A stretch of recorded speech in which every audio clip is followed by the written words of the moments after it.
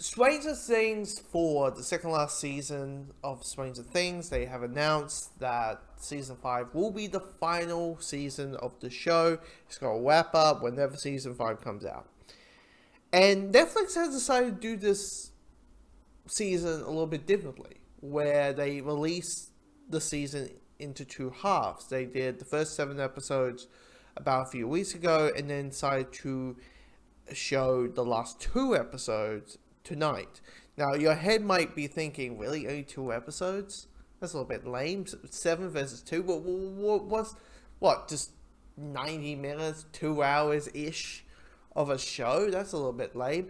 Well, when one episode, episode 9, the final episode, is about 2.5 hours long, and then episode 8 is like an hour and a half, I think it's like 1 hour and 25 minutes, that's roughly like 4 hours long. So that's not bad. That's not bad at all. That's a decent amount of television where you literally roughly, especially if you count the minutes, you roughly have like 2 hours per episode, roughly. So that's a really neat little package. So that's not bad. But here's the thing about the show for me. I don't think the show is like the greatest thing since sliced bread. Like, I don't think it's that amazing show. I mean, I watch it for a couple of things. One is that I like the show. Like, I'm happy to watch it. But also, I want to be part of the Cool Kids team. I think this is the one show that I'm like, I want to be part of the Cool Kids team. I want to watch it and be in the zeitgeist. I want to be in the water cooler for this show. And that's what, and I'm like, okay, I'll watch it. But it's a show that I'm like, okay, this season there's that problem, and that season there's that problem, and that's, And I think season 3 might be the best season.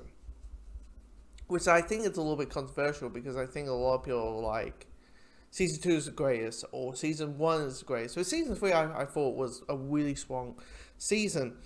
Now, this one, like the show in general, knowing it is the second last season, there's always that worry about, is this just going to be nothing but setup?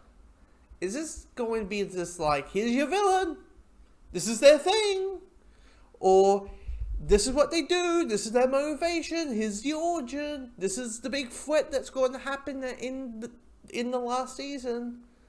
And what you find here in this season of Stranger Things is it's exactly what it is. It's nothing but setup. It's nothing but that.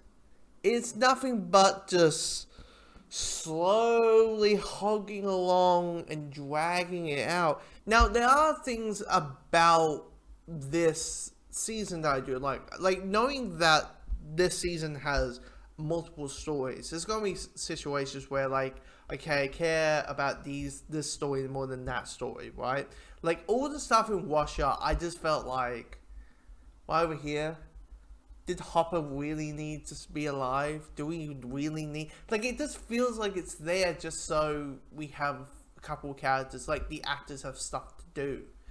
Which, in my head, I'm like, if you don't have a story that's worthy for that particular actor or that particular character, then don't put them in.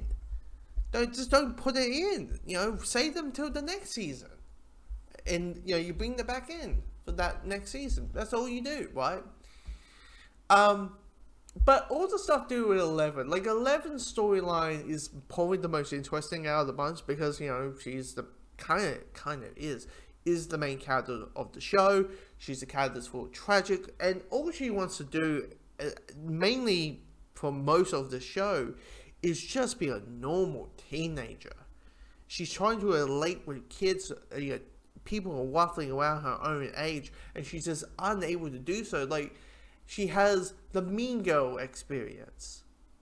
The Mean Girls experience. More like Carrie level bullies. Like Stephen King level bullies. Maybe not psychopathic level, but just like the moment Eleven picks up that shoe with wheels, that rollerblade, and just hits that girl with it, and your reactions are, oh my god, but you understand her reaction, you understand her pain, and that question of, like, there's a whole show is basically Eleven saying, who am I? Like, I can't relate as this, but I am known for having powers, but am I a monster? Am I not? Who am I? I'm still searching who I am. And by the end of the season, it does feel like she knows who she is, or more likely does know 100% who she is, what her mission is, why she's here, her personality, all that type of stuff, the people that she cares about, and those areas. And our villain is all connected to her, knowing, spoiler, it's 1. It's like, 11 and 1. And 1 is our villain who created the Upside Down world. At the beginning, I think naturally we're like, oh yeah, he's just some random guy in like the base. We're just like, yeah, why, nothing to him. He's just repeating the same shit over and over again. But then the more the more revealing there is, and the more we have of our villain, there's a sense of menace towards him. I do like the design. He, knowing the show is very heavily on the nostalgia, knowing the show is very heavily on, Stephen King and, the A. Spielberg movies and, Ghostbusters and Stand By Me and all that kind of stuff.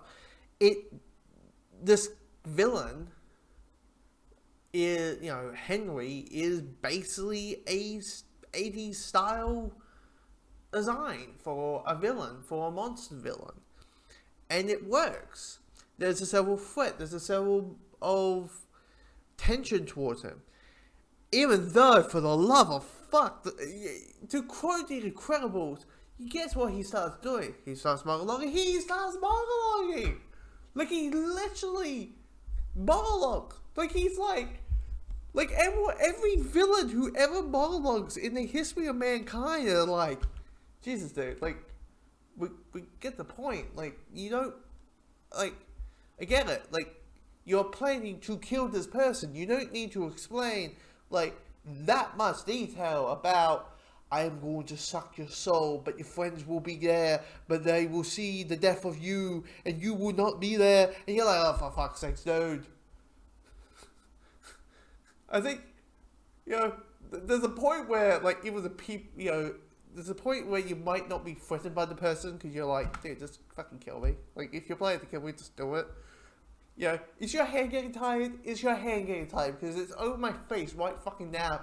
And I can't, like, it's just like dangling over the edge. It's like, okay. All that. But yes, the running up the hill scene is really good. That kind of, I was like, out of all the songs in the world, who knew Kate Bush was a good, like, action type song? Applies that wasn't shown into a Guardians of the Galaxy movie yet, as we might know. We may know, not know, you never know. But one of the issues I have is that knowing these episodes are quite long, 2.5 hours for the final episode, I had to start thinking as these episodes as movies, and I'm like, they love these long talking scenes, and I love counter moments, but sometimes it just gets very tourism. Like, the question of who's going to die this year, who's going to be the fatal, may not die, but it's going to be heavily injured, and who's going to be heavily killed, and all that kind of stuff, comes up. And they have scenes of each single character talking to the person they most care about in the group, and it happens like over and over and over again. And I'm like, I get why they're here, because normally if you give someone the long speech between two people can easily figure it out. But if you do it all the time, you do every single one, that people don't know who's going to get killed or who's going to be heavily injured. The audience will just not know that. But for me personally, I'm like, that scene could easily get cut out. That scene could easily be cut out. That scene could easily be cut out. Just pick one. Just pick a long talking scene about how much they love each other and how much they'll always be there for them and all that. You know, thank you for on this world. You know, if we don't make it, you know, blah blah blah blah blah. I just like, okay. Here's something on the technical side of things. This is what happens when you go to the film store. You start noticing things, right? So who has, well, I've done editing, but now is very heavily like more eyeballing on the edit. I mean, about a week ago, I did my first multicam edit. I find that this show likes to linger their shots a little bit. Like, look how great this shot is, guys. Look how great it is. That all the characters are standing. It's standing with a very dramatic music. And in my head, I'm like, guys, just cut. Just cut. Cut the black. Just cut the black. Just cut the black. Just cut the black. Guys. They're just standing there. You don't need to show me 10 different takes and shots of all of them standing ready for the final season. Like, you don't need that. Why? You know? But again, people will say, that's just nitpicking. I don't know. Like, sometimes it's very quick pace. Maybe like boom, boom, boom, boom. But then it just lingers and drags on. And I do feel like maybe this show, at least this season, could easily be maybe 7 episodes or 6 episodes. Because it feels very streamlined. And if you just went for, okay, this happens, and this happens, and then maybe the second last, you know, the final episode is the final episode, I think it would be a little bit fleshed out a little bit more tighter, a little bit more tight of a season. But it's season 5. My guess will come out next year, and we'll be like biting our teeth and knowing like, oh, how this is gonna work out, what's gonna happen, and all that. So I'll be there. It's just like, I think I'm not going to just say it's the greatest thing of all time. Even Running Up the Hill is as much as it's great. It's a great song, and it works for that scene. Actually, 2 scenes. They play that song again. They might release the entire version of that take. Of that version of Running Up the Hill, because now it's probably all completed. But anyway, because I actually personally might actually just listen to that, like that mix, just so we can all like listen how like kind of epic it sounds, all that. But anyway, so